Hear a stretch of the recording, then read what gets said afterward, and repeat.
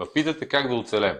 А то каквато и заплата да получава човек, има 30% осигуровки, 10% данък и за капак 20% ДДС върху всички стоки и услуги, които пазаруваме. Защо не въведем поне възстановяване на ДДС-то върху храните? Не е отмяната му, защото видяхме какво стана с ресторантите, отмениха го, после го направиха 9%, нищо не поевтиня, всички кръчми поскъпнаха. Нека да въведем така нареченото реимбурсиране.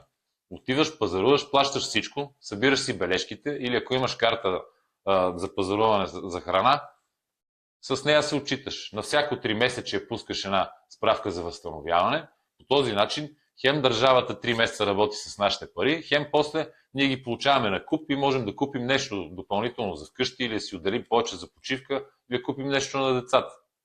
Отделно това ще даде и по-добър контрол върху дейността на хранителните вериги. Те ще бъдат контролирани какво продават и на кого го продават. А от наша гледна точка ние ще си следим разходите и ще станем по-отговорни потребители, а не като сега просто едно консуматорско общество.